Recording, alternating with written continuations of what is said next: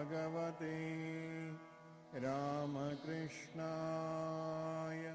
The Rajoguna is a component of nature. And this Rajoguna has this anger and passion and desires and this drive and acquisition and hoarding and greed, all these things. It makes the mind restless.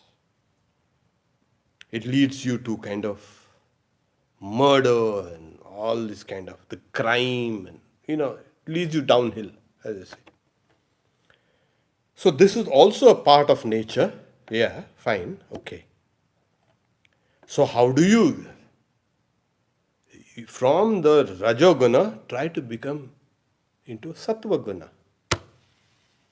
Sattva Guna is placid, calm, quiet, peaceful. It's light and love and you can say illumination. Get into that mode. Then what happens to that? You have countered. That will come later on in one of the chapters. That you have to counter tamas by rajas. And then you have to counter rajas by sattva. So that's how we keep on. Then what happens is you don't overly keep on thinking of these objects. We live in a world of, you can say, imagination. Desires also push us towards fantasies and imagination. What we can't acquire here, we fantasize. And that fantasy leads us to bigger fantasies and bigger fantasies into that hole.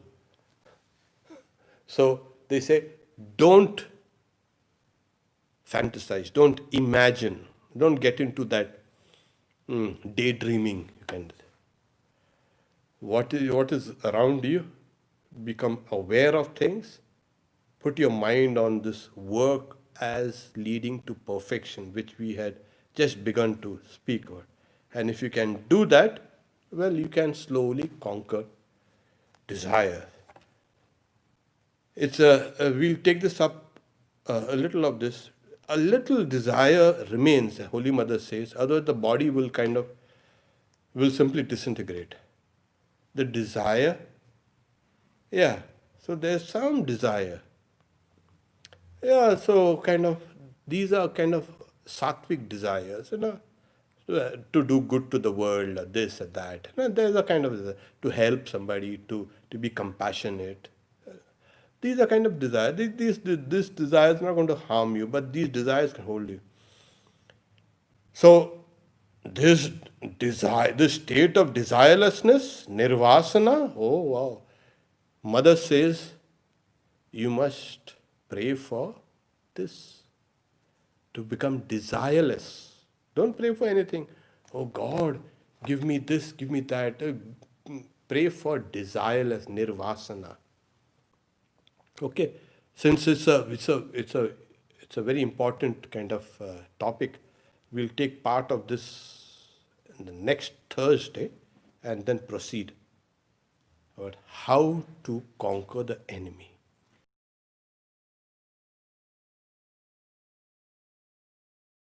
The battle here is kind of a ground or a field of work for higher attainments.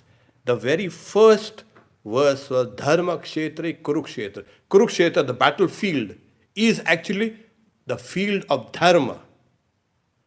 So both have been equated. Dharma Kshetra, the field of Dharma, is the Kurukshetra, the field of. So in the battle, there is not only just a battle going on, but there is going to be the battle between good and evil. The battle how to transcend both good and evil. The idea is this. The principle, you can say, point round the whole Bhagavad Gita revolves is Dharma. And what is the highest Dharma? Purushartha. What's the highest? It's liberation.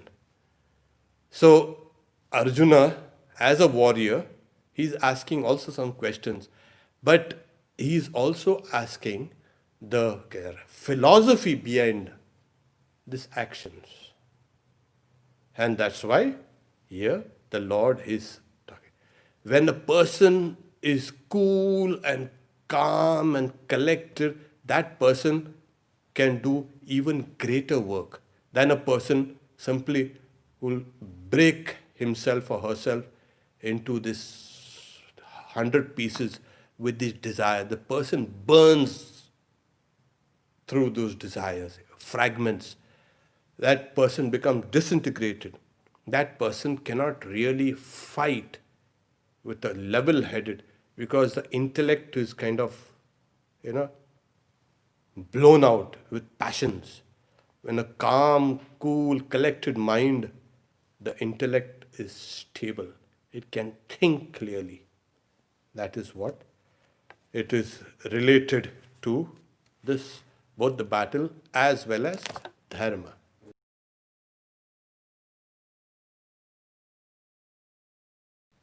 Like the Bhagavad Gita said, it's not a duty. You know what that desire dwelling on it has led you to it. It makes you miserable. So how do you want to be less miserable? Yeah, you have a choice. Don't think about it. If there is something, if a kind of a nice, aromatic or tasty eatable is kept in front of you, yeah, eat it. You don't have to kind of salivate over it. Eat it. And as you keep on doing it with a calm, precise, controlled mind, you will get a grip over your petty desires. And then as you get a grip over petty desires, you get stronger and stronger and stronger.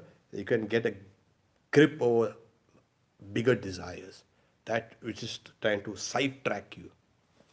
That is how we slowly put a kind of a rein on the mind and draw it. You are the master. It is being impelled by anger, it is impelled by desires, but you've got to kind of assert your mastery over the mind. Om Namo Bhagavate Ramakrishnaaya